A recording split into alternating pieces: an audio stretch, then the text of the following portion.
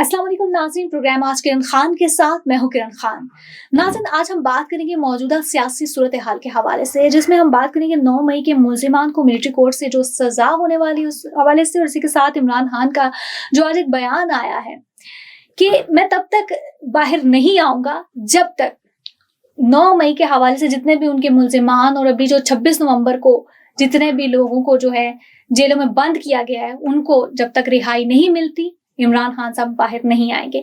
तो अब जानना ये है कि क्या वो अपने इस बयान पर कायम रहते हैं या फिर से यू टर्न लेते हैं, और इसी हवाले से हम मजीद जो है सियासी सूरत हाल के हवाले से बात करेंगे। हमारे साथ आज भी हस्बे मामूल मौजूद हैं Mazhar Ali Naqvi, chairman National Peace Committee for Interfaith Pakistan and vice chairman Pakistan Awami League. मैं आपको खुशामदीद कहूंगी प्रोग्राम आज के खान में। बहुत शुक्रिया। बिस्मिल्लाहिर्रहमानिर्रहीम। अच्छा, मजहर अली नकवी साहब, आप मुझे ये बताइएगा कि जैसा कि 9 मई के हवाले से अगर देखा जाए बहुत सारे लोगों को जो है मिलिट्री कोर्ट के हवाले से वहाँ पर जो है सजाएं दी जा रही हैं, तो इस हवाले से आप क्या कहते हैं? देखें, सजाएं बेशक उन्हें दी गई हैं, लेकिन हैरत अंगेज बात यह है कि तकरीबन 105 लोग के करीब अरेस्ट किए गए थे और सारे के सारे जो है मुजरिम कंसीडर हुए। तो ऐसा होता नहीं है, और जो कुछ ये किया जा रहा है ये सिर्फ प्रेशर बढ़ाने के लिए है ताकि अपने मुतालबात जो है वो गवर्नमेंट मनवा सके। तो इससे मेरा नहीं ख्याल कोई फर्क पड़ेगा। जिस वक्त ये हाई कोर्ट या सुप्रीम कोर्ट में मामला जाएगा तो ये सेटल हो जाएगा और वो रिहा हो जाएगा। ऐसा ही है। और एक तरफ खान साहब का जो बयान आया, जो कि मैंने इंट्रो में भी जिक्र किया इसका, कि वो कह रहे मैं जब तक बाहर नहीं आऊंगा जब तक जो है तमाम लोगों की रिहाई जो है यकीनी नहीं बना दी। देखें, क्या कहते हैं आपके, क्या वाकई ऐसा कुछ है या वो फिर अपने बयान से यू टर्न ले लेंगे हमेशा? नहीं, देखिए, कोई भी बड़ा लीडर जो होता है वो कभी भी डील करके बाहर नहीं आता। जो लोग डील करके बाहर आते हैं तो फिर उनकी इज्जत नहीं रहती। वो फिर यूके में, यूएसए में, यूएई में, इवन पाकिस्तान में भी आजादाना मूव नहीं कर सकते, और उनकी एग्जांपल्स हमारे सामने मौजूद है। तो खान साहब ने बड़ा टफ टाइम गुजारा जेल के अंदर, और जब टफ टाइम एक बंदा गुजार ले, साल सवा साल गुजार ले, तो उसके बाद उसके लिए वो उस जगह के लिए यूज्ड टू हो जाता। तो वो कभी भी डील करके अब बाहर नहीं आएंगे। डील का जो टाइम पीरियड था जब वो ऑफर्स की गई, वो मैंने आपसे पहले भी जिक्र कर चुका हूँ अक्टूबर के प्रोग्राम में, नवंबर के प्रोग्राम में, और आपने देखा कि वो एज इट इज तकरीबन सारी बात सच साबित हुई। और अभी अभी आप देख रहे हैं कि अलीमा बाजी के जरिए वो बातें सामने आ रही हैं कि खान साहब ने ये डील रिजेक्ट कर दी, ये डील रिजेक्ट कर दी। तो मैंने पिछले प्रोग्राम में भी आपको कहा था कि डील्स तो उनको ऑफर्स की जा रही हैं काफी टाइम पहले से, और वो रिजेक्ट कर रहे हैं। तो अब जो भी मामला तय होंगे वो खान साहब की मर्जी से तय होंगे, और वो कभी भी खुद ऐसा नहीं चाहेंगे कि वो डील करके, या ऐसा कोई तासुर जाए कि मैं डील करके बाहर आ रहा हूँ। सारी बातें वो जो है एक अवामी बंदा हो तो वो इस किस्म की चीज नहीं करेंगे। वो कहते हैं कि वो शहादत कबूल कर लेंगे, जो उनकी एक ख्वाहिश भी है, शायद आपको ये पता हो कि ये उनकी बड़ी दरीना ख्वाहिश है कि वो शहीद हों। तो वो शहादत कबूल कर लेंगे, लेकिन डील करके बाहर नहीं आएंगे। ऐसा ही है, क्योंकि आज हम यहाँ प्रोग्राम में मौजूद हैं और मैं एक और चीज़ आपसे पूछना चाहूँगी। खान साहब के बारे में तो हर प्रोग्राम में जिक्र होता रहता है, लेकिन आज मैं जानना चाहती हूँ कि आर्मी चीफ, मौजूदा जो हमारे आर्मी चीफ हैं, हमारे पुराने वाले आर्मी चीफ से जो है किस तरह मुख्तलिफ हैं, क्या कहते हैं उस हवाले से? देखिए, हमारे सारी आर्मी चीफ मुहिब्बे वतन होते हैं, लेकिन हर एक का तरीक़ेकार डिफरेंट होता है। तो इनका आपको तरीक़ाकार कैसा लगा? साहब हैं, ये माशाल्लाह बहुत ज्यादा मजहब की तरफ इनका रुझान है, लेकिन थोड़ा सा आप कह लें कि वो कुछ लोग जो उनके इर्द गिर्द हैं, जिन्हें खान अक्सर कहते थे कि खान साहब के जो करीबी लोग हैं वो उनको सही गाइडलाइन नहीं देते, जिसकी वजह से खान साहब अपने ट्रैक से अक्सर हट जाया करते थे और एक्सट्रीम पोजीशन ले लेते थे। तो इस वक्त हमारे जो चीफ हैं उनके साथ भी कुछ ऐसे मामलात हैं कि उनके इर्द गिर्द जो लोग इकट्ठे हुए हैं वो उनको सही गाइडलाइन नहीं देते, और वो थोड़ा सा बैलेंस करने में अभी तक कामयाब नहीं हो पा रहे। तो अगर वो बैलेंस कर लेते, मौजूदा हुकूमत में जो शामिल जमातें हैं और जो अपोजिशन में जो पीटीआई है, उनके साथ अगर एक बैलेंस रखते तो वो पाकिस्तान के लिए, पाकिस्तान के लोगों के लिए बहुत फायदेमंद होता।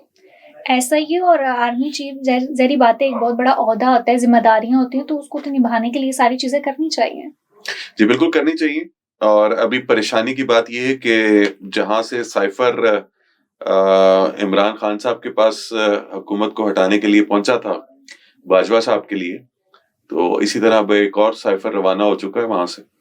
और वो साइफ़र पहुँच रहा है, उसको रोकने की कोशिश की जा रही थी।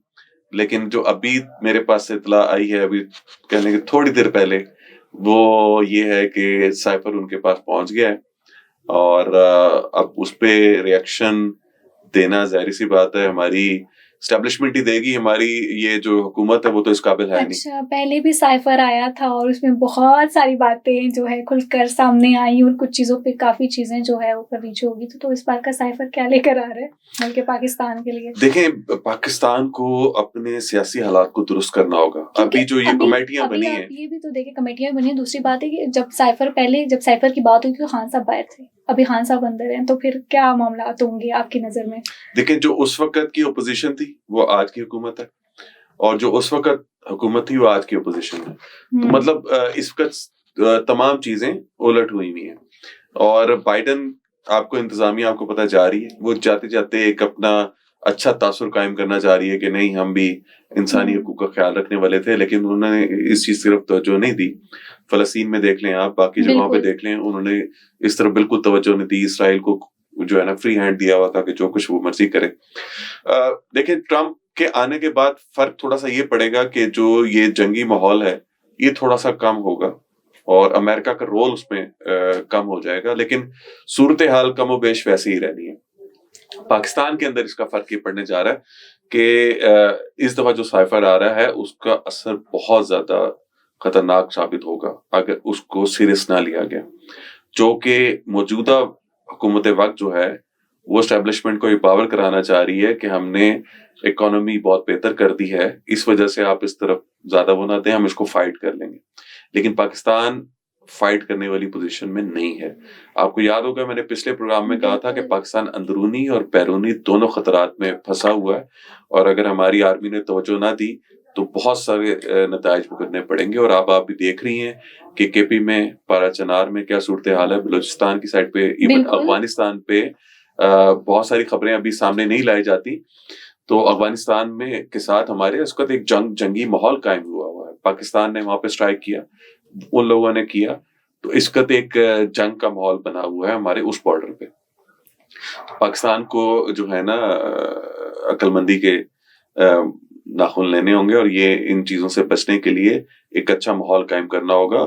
सियासी कैदी हैं, उन्होंने कौन से ऐसे वो कर दिए, उनको आप रिहा करें, एक अच्छा एटमॉस्फेयर कायम करें, ताकि खान साहब को भी आप इस बात पे कायल कर सकें कि भई पॉलिटिकली इस्तेहकाम आ रहे हैं, ताकि कंट्री जो है बेहतर आगे लेकिन प्रोग्रेस कर सके। बार-बार बातों में ये चीज़ तो खुलकर सामने नहीं आ पा रही ना कि क्या है क्योंकि बार-बार हर जगह पे यही होता है, बोला भी यही जाता है कि भई 9 मई में कोई मास्टरमाइंड था और उस मास्टरमाइंड के पीछे वो फिर बहुत सारे लोग जो अभी सियासी कैदी हैं, उनको सज़ाएँ भी दी जा रही हैं। देखिए बड़ा आसान है, जब आपने किसी को क्या कहते हैं, आम लैंग्वेज में किसी को फँसाना हो ना, तो वो छोटे-छोटे मुकदमा साइकिल चोरी का, भैंस चोरी का मुकदमे में भी आप उसको सालों-साल अंदर रख सकते हैं। जो कि मौजूदा रजीम में ये हुआ है, जो नहीं होना चाहिए। देखिए, कोई भी पॉलिटिकल पार्टी है, उसने प्रोटेस्ट किया है, उनको भी अपने हदूद में रहना चाहिए। हुँ, उनकी भी गलतियाँ हैं, लेकिन काफ़ी सज़ा मिल चुकी है। मेरे ख्याल में बिल्कुल। काफ़ी साल से तो वैसे ही बहुत सारे अभी जो हमारे पास फिगर्स हैं, वो तकरीबन 8-10 हज़ार लोग हैं, जो सियासी कैदी हैं। ये तो हम 150 की बातें कर रहे हैं ना, 150 तो कुछ भी नहीं है। अभी ये जो 26 वाला वाक़या हुआ है हाँ नवंबर जी, वाला, 26 ये नवंबर जी। इसको आप डिनाई नहीं कर सकते। वहाँ पे बिल्कुल। लोगों की शहादतें हुई हैं, लोग मर्डर हुए हैं। मैं फिर वही कहता हूँ, चाहे हुकूमती साइड के थे या उधर की साइड के थे। एक जान भी जाना जो है, वो पूरी इंसानियत की जान के बराबर है। तो बिल्कुल, उसका जवाब दे हुकूमत वक़्त होती है, क्योंकि उसने टैकल करना था, उसने क्योंकि बातचीत करनी थी। हो तो यही देखिए रहा। ताहिरुल कादरी साहब यहाँ आके बैठे, हुँ, चौधरी शुजात साहब ने, पीपल्स पार्टी ने उनके साथ बातचीत की, उनको अच्छे तरीके से कायल करके वापस भेज दिया। वो तो इससे ज़्यादा अग्रेसिव थे। लपैक वालों के साथ देखें आपने मामलात किए, यहाँ पे कई पुलिस वाले वो हुए, उनको आपने बैन किया, फिर उनको अपने मेन स्ट्रीम में वापस लेकर आए।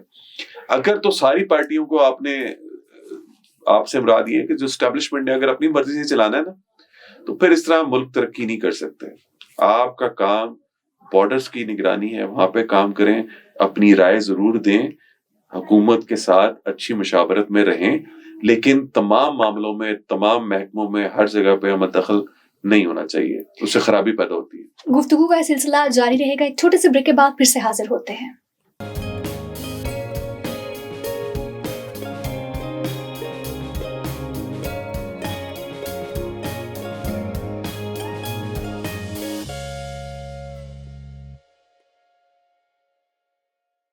Welcome back after the break. गुफ्तगू चल रही थी खान साहब के हवाले से। तो क्योंकि हम बात करें पीटीआई के हवाले से और मौजूदा सियासी सूरत हाल के हवाले से, तो हम ये बात कैसे भूल सकते हैं इमरान खान की रिहाई। क्योंकि एक तरफ तो वो ये कह रहे हैं कि मैं तब तक बाहर नहीं आऊँगा जब तक तमाम जो है मुल्ज़िमान को रिहा नहीं कर दिया जाता। तो फिर अगर इस तरह देखा जाए तो फिर तो भाई बड़ा वक्त बचा हुआ है अभी तो। मैंने आपको याद होगा कहा था कि अगर ये हुकूमत अक्लमंद होती ना, तो खान साहब को बहुत पहले रिहा कर देती, ताकि इनकी रुखसती ना होती। ये अपनी रुखसती का इंतजाम कर रहे हैं, और जो कि मेरे ख्याल में, जो मेरा एक अंदाजा है, जो मेरा तज्जिया है, पाकिस्तान में मार्च और अप्रैल जो है ना, बड़ा अहम महीना हो गए, और इसमें जो हमारी सोच है, पाकिस्तान में आपको एक इनकलाबी सिचुएशन नजर आएगी, और ये निज़ाम जो गंदगी से भरपूर है, ये इख्तिताम पजीर हो रहा होगा, और नया निज़ाम उसकी जगह ले रहा होगा। और खान साहब की जो रिहाई की आप बात कर रही हैं, खान साहब की तो रिहाई हो चुकी है। अब मैंने आपको बताया कि वो जितना टाइम जेल के अंदर खुद अपने आप को रखेंगे, उतनी ज्यादा प्रॉब्लम एस्टेब्लिशमेंट के लिए और आर्मी के लिए और हुकूमत के लिए होगी।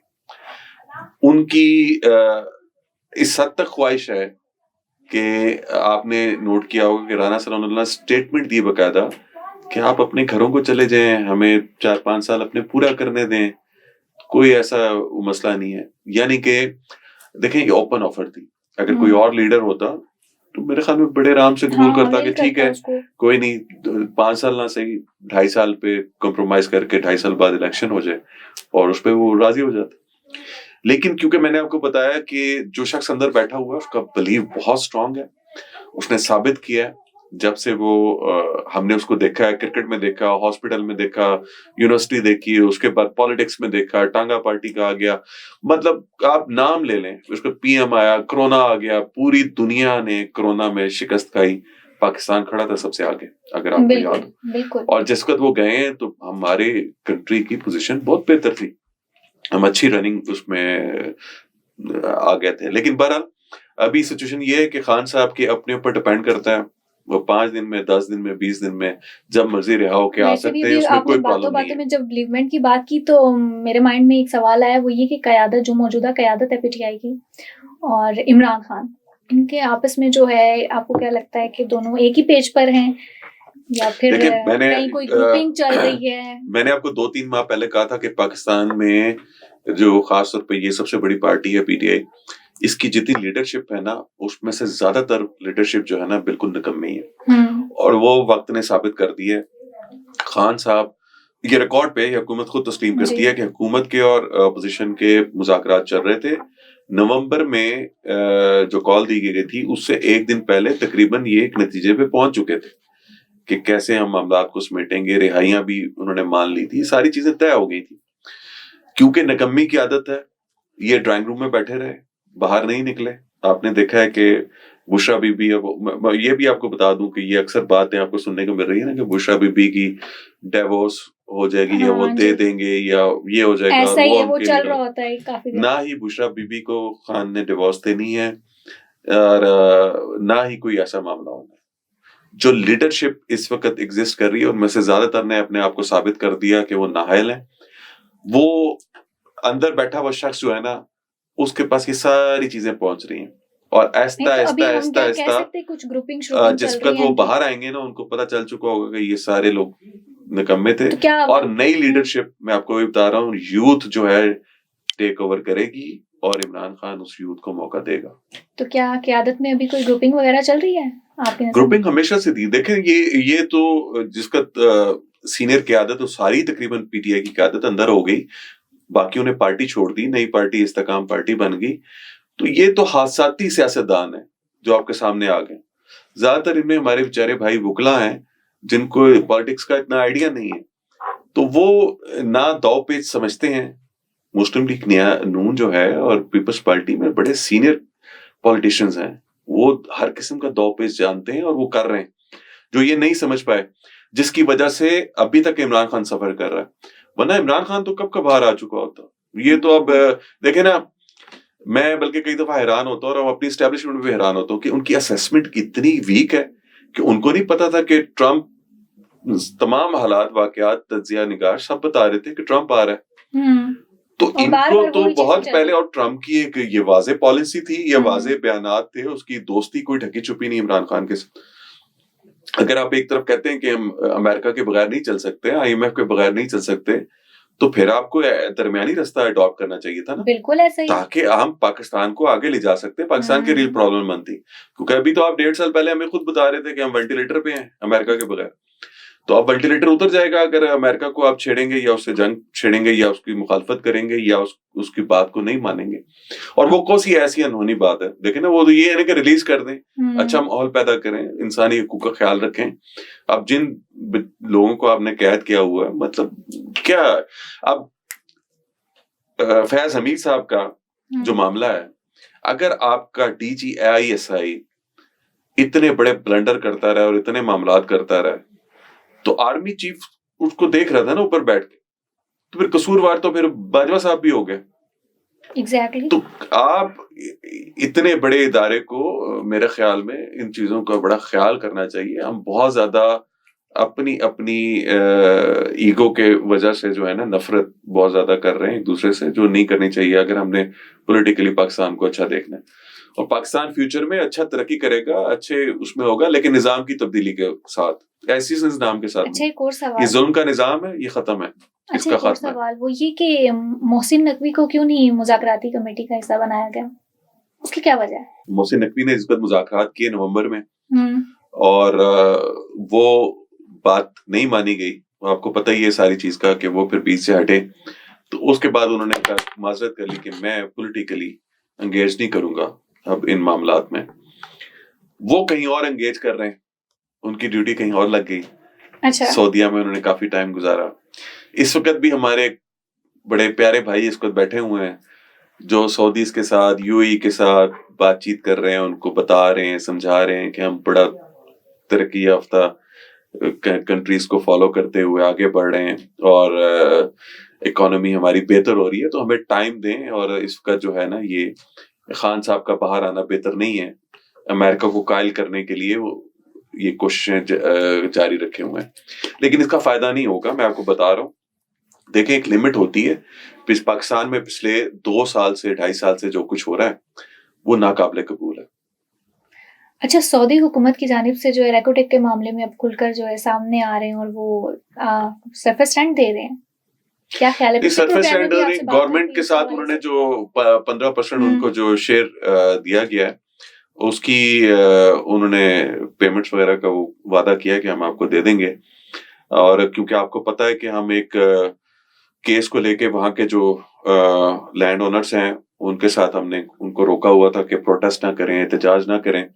उन मामलात को लेके नेगोशिएट कर रहे थे गवर्नमेंट के साथ भी, उनके साथ भी। तो वो कुछ चीजें आगे बढ़ी, लेकिन फिर मामलात रुक गए। तो वो काफी परेशान है वो कबीला, और वो प्रोटेस्ट की तरफ जाना चाह रहे हैं। उन्होंने कोर्ट में जो है केस दायर करने का फाइनल फैसला कर लिया है, हाई कोर्ट में, सुप्रीम कोर्ट में और फिर इंटरनेशनल कोर्ट में। तो मैंने स्टिल अभी तक कुछ चीजें होल्ड की हुई हैं, और मेरी कोशिश यही है कि जल्द से जल्द इस मामले को हम अच्छे तरीके से हल कर लें, क्योंकि इसमें अगर हम उस तरफ चले गए तो फिर पाकिस्तान का बहुत नुकसान होगा। ऐसा ही अब तो 2025 शुरू होने वाला है, तो फिर जाहिर बात है कि बहुत सारी चीजों में इंसान को जो है ना बेहतरी लाने की मेरे ख्याल से जी इंशाल्लाह। ये रेकोटेक के हवाले से जो कबीला है, अकरम शाह साहब जो के सरबराह हैं, जिनके साथ हमारा एग्रीमेंट है, उनको इंशाल्लाह उनके राइट्स मिलेंगे। और मैं बहुत होपफुल हूँ कि अब ये पैसे भी अच्छे आ रहे हैं, तो वो भी प्रॉब्लम नहीं होगी कि उनको पैसे ना दिए जा सके। ऐसा ही है। और अगर अब आपसे ये पूछा जाए कि पाकिस्तान के बहुत सारे ऐसे सहाफ़ी हैं जो बाहर जा रहे हैं, तो उस पर आपका क्या रद्द देखिए, अमल है? पाकिस्तान से तो सहाफ़ी क्या, नौजवान, इंजीनियर्स, डॉक्टर सब बाहर जा रहे हैं।